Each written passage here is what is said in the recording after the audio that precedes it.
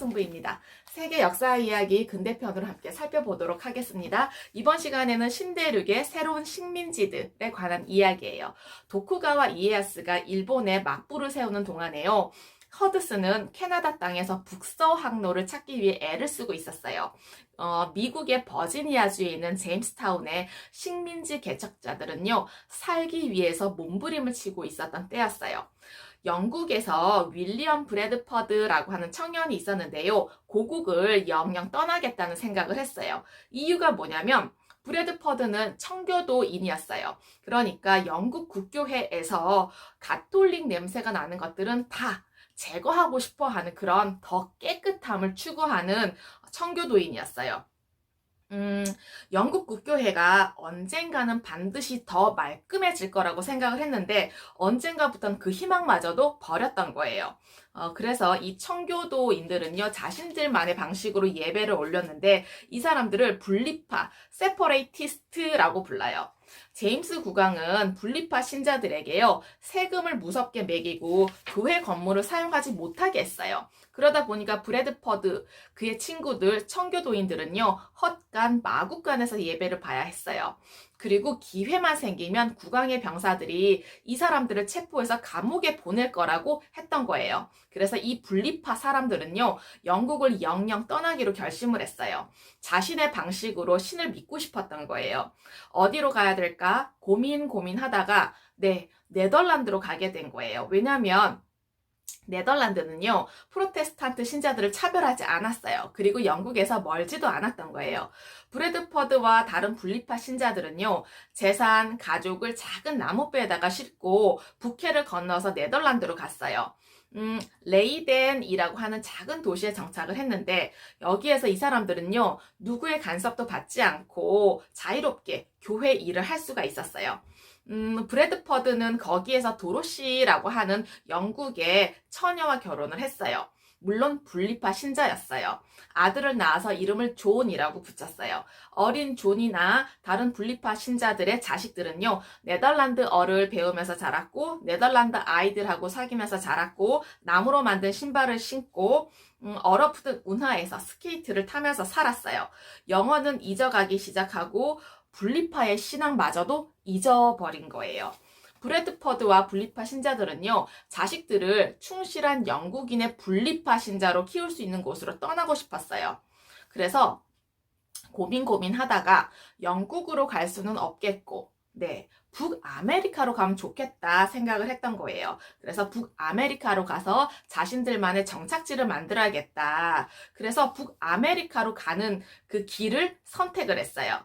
50명의 분리파 신자들을 다 같이 싣고 가기로 했는데 배와 음식을 살 돈이 필요했던 거죠. 그래서 몇몇의 상인들에게 돈을 좀 빌려달라고 했어요. 그랬더니 이 사람들이 한 가지 조건을 달았는데 네덜란드에서 50명, 50명만 데리고 떠날 게 아니라 자기들이 추천하는 60명의 사람들까지도 데려가 달라는 부탁이었던 거예요. 왜냐하면 50명, 50명만으로는 새로운 터전을 만들기에 힘이 붙이지 않겠냐, 이런 이유였어요. 그래서 메이플라워라는 이름의 배에다가 60명의 다른 이주자들을 실었어요. 그 사람들을 이방인이라고 불렀고 자신들을 성자들이라고 붙였어요. 그러면서 메이플라워호에 탄 모든 사람들을요, 필그림, 순례자들이라고 불렀어요. 이 사람들은요, 누구나 자유롭게 신을 경배할 수 있는 행복한 터전을 이루기 위해서 거룩한 길을 떠나는 기독교인들이라고 생각을 했던 거예요. 그래서 이방인들 60명, 성자들 50명, 이 모두를 필그림이라고 불렀어요. 브래드퍼드와 도로시 부부는요, 어린 아들 존을 네덜란드에 남겨두었어요. 왜냐하면 네덜란드가 더 안전하다고 생각을 했거든요. 그들은요, 새로운 땅에 도착을 했어요. 배에서 내리기 전에 필그림들은요, 메이플라워호 갑판에 모여 앉아서 이제 새로운 터전에서 그들이 지키게 될 법의 초안을 만들었어요. 메이플라워 서약이라고 불리는데요. 한번 선포된 법에 대해서는 양보와 엄수의 정신을 다해서 누구나 복종을 해야 한다라고 결정을 했어요. 그래서 메이플라워 호에 타고 있었던 모든 남자들이 그 서약서에다가 서명을 했어요. 평등한 투표를 통해서 존 카버라는 사람을 그들의 총독으로 선출을 했어요. 남자들은 여자와 아이들을 그 배에다가 기다리게 하고 주변을 탐사하러 갔는데 너무 좋은 거예요. 그 마을이 너무 좋은 거예요. 기쁜 마음에 배로 돌아왔는데 사람들, 그러니까 여자들이 울고 있었던 거죠. 왜 그런지 봤더니 브래드퍼드의 아내인 도로시가요, 배전에서 떨어져 그만 죽어버린 거예요. 브래드퍼드는 계속 슬퍼할 수가 없었어요. 그러다 보니까 얼른 힘을 다시 차리고 필그림들은 그리고 가족들을 위해서 저마다 집을 지어야 했던 거예요. 영국에서 가지고 온 음식들은요, 이미 다 떨어져 가고 있었기 때문에 열병, 굶주림, 괴열병으로 사람들이 서서히 죽어나가기 시작을 했어요. 다행히도 근처에 살던 원주민들, 완파노아그족이 이 사람들을 보고서 굉장히 측은하게 여겼어요. 그래서 이 추장 메사소이트라는 사람이 이들을 딱하게 여기면서 서로 사이좋게 지내자고 제안을 해왔어요. 메사소이트와 영국 사람들은 서로를 해치지 않겠다고 다짐을 하는 그런 조약도 맺었어요. 그리고 그것 원주민들이 이 필그림들에게 옥수수 씨를 심는 방법을 가르쳐주면서 사이좋게 지냈던 거예요. 그러다 보니까 이 필그림들은요, 굶주림 정도는 면할 수가 있게 되었어요. 필그림의 총독인 존 카버는요, 어느 날 머리가 아프다고 하더니 의식을 잃고 쓰러졌어요. 죽어버린 거예요. 새로운 지도자를 선출했는데 바로 브래드퍼드였어요.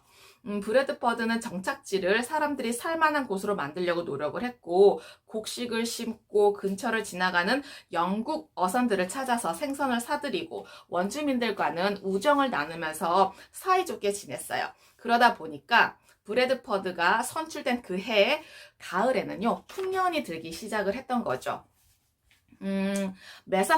메사소이트하고 90명의 완파노아그 인디언들을 초대했어요. 최초의 추수감사절 행사였어요. 필그림들은 낯선 땅에서 무사히 살아남도록 돌봐주신 신에 대한 감사의 마음을 바쳤던 거예요.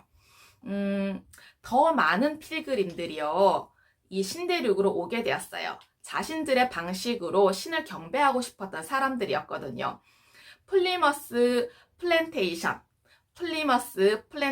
그러니까 이 사람들의 정착지, 이곳에 북쪽에는요, 2,000명 이상의 필그림이 모여 사는 또 하나의 정착지가 생겼어요. 메사추세츠만 식민지라고 이름을 붙였어요. 플리머스 플랜테이션 그리고 메사추세츠만 식민지는요, 지금도 미국의 동북부 메사추세츠주에 속해 있다고 합니다. 그 이후에도 영국 사람들은 신대륙으로 건너갔어요. 메사추세츠만 식민지 주위에는 많은 영국 사람들이 모여 살다 보니까 뉴 잉글랜드라고 불리는 곳이 생겼고요. 캐나다 땅에는요, 프랑스 사람들이 모여 사는 뉴 프랑스, 그다음에 남아메리카에는요, 스페인 사람들이 모여 사는 뉴 스페인이 생겼어요. 네덜란드는 어땠을까요? 침묵자라고 불렸던 오렌지공 빌렘. 이 빌렘은요, 네덜란드를 스페인의 지배로부터 벗어나게 해준 사람이에요. 네덜란드 사람들은 속도 빠른 화물선으로 전 세계를 누비고 다녔어요.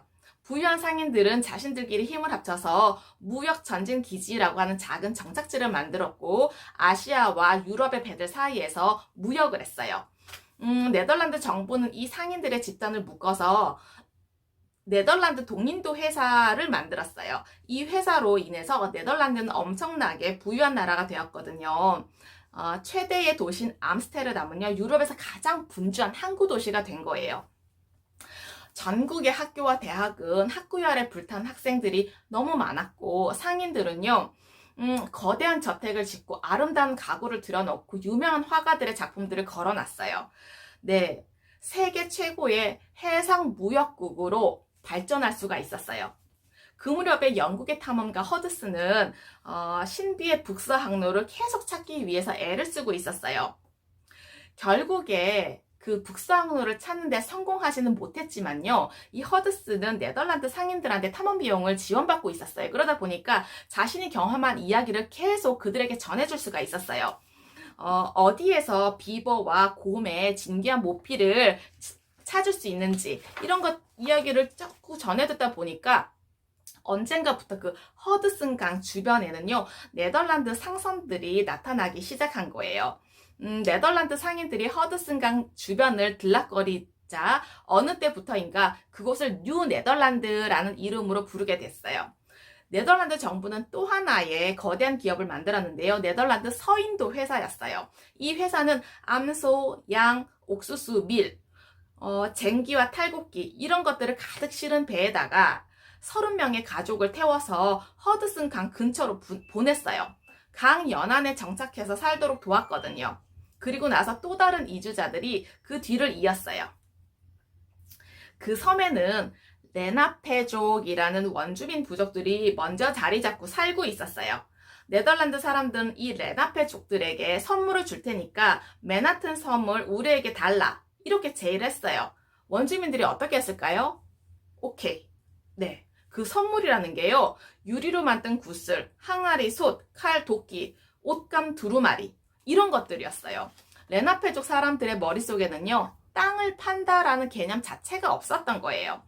레나페족 사람들은 맨하탄 섬에 들어온 네덜란드 사람들도 몇 년 살다 떠날 거라고 생각을 했던 모양이에요. 그런데 이곳에 들어온 네덜란드 사람들은요, 애초에 떠날 생각이 없었던 사람들이었어요. 그러다 보니까 섬의 한쪽 끝에 커다란 요새를 짓고요, 거기서부터 섬의 저쪽 끝까지 가로지르는 넓은 도로를 냈는데 그 도로의 이름이 바로 브로드웨이예요. 네, 지금도 뉴욕의 맨해튼에 가면요, 브로드웨이가 있어요. 그게 바로 이것이에요. 뉴 암스테르담은요, 급속하게 성장해 나갔어요. 세계 곳곳에서 상선들이 이 뉴 암스테르담으로 들어왔어요. 집들이 늘어갔죠. 여관이 생기죠. 펍, 술집이 생겼죠. 그러다 보니까 상인들도 많아졌는데, 그러다 보니까 너무너무 지저분해진 거예요. 네덜란드 서인도 회사는요, 계속 뉴 암스테르담에 새로운 총독을 파견을 했지만, 그 망가진 도시를 어떻게 회복시킬 수가 없었어요. 마지막으로 생각을 하고요. 한 사람의 총독을 파견을 했는데 퇴역 군인인 피터 스투이베산트라는 사람이었어요. 이 사람은요. 3년 전에 오른쪽 다리를 잃어버린 장애인이었어요. 이 사람이 마을을 쭉 둘러본 다음에 이렇게 얘기를 했어요. 뉴 암스테르담은 아주 심하게 망가져 있어. 담장은 모두가 인간과 가축에게 짓밟혀서 허물어져 가고 있어. 새로운 법률을 선포를 해야겠어. 이렇게 이야기를 한 거예요. 그래서 어떤 법률을 선포를 했냐면 술을 마시고 싶은 사람은 술값 2배의 또 다른 돈을 내어야 한다. 그리고 그 돈으로 우리는 건물을 수리하겠다. 이렇게 이야기를 한 거죠. 그다음에 돼지나 염소 같은 가축은요, 반드시 울타리를 치고 그 안에 키워야 한다. 선술집은 저녁에 일찍 문을 닫아야 한다. 일요일에도 반드시 문을 닫아야 한다. 이런 법률을 선포를 했는데 사람들은 어떻게 생각을 했을까요? 엄청 투덜댔어요. 그래서 사람들이 너무 불만스러워하자 스투이 베산트는요, 이렇게 얘기를 했어요. 당신의 머리를 잘라서 네덜란드로 보내겠어. 네. 사람들은 좋아하지 않았지만 할 수 없이 지켜야만 했어요. 스투이 베산트는요, 주민들의 불평을 들을 수가 없었어요. 왜냐면은 더 큰 문제를 해결해야 했었거든요.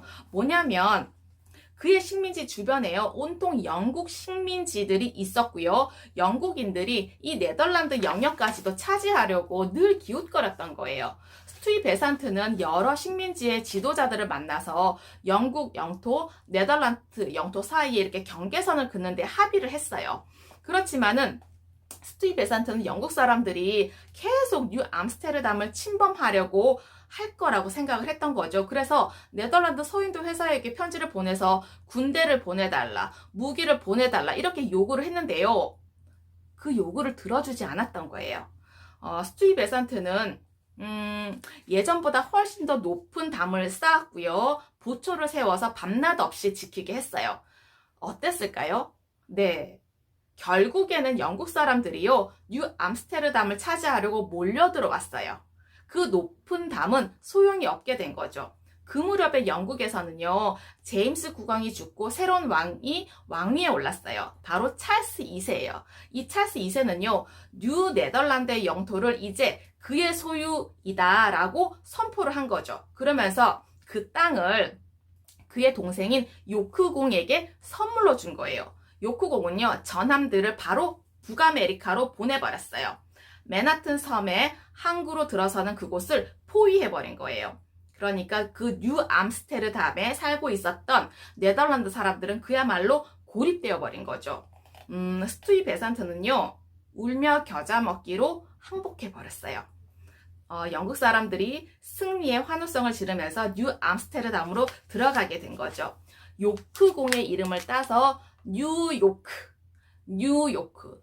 뉴욕의 이름이 되었습니다.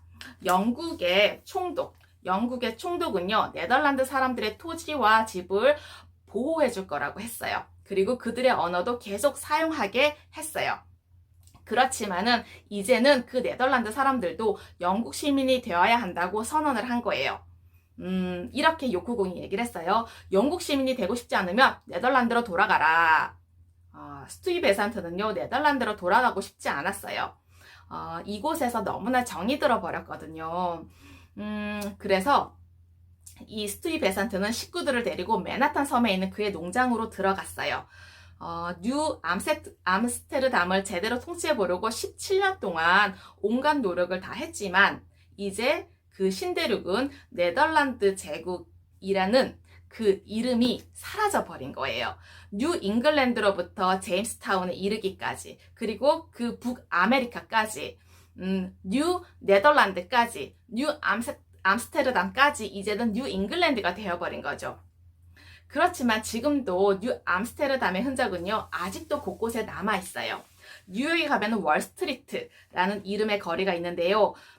스투이 베산트가 뉴 암스테르담을 지키기 위해서 쌓았던 담장을 따라 달리던 바로 그 거리라고 해요.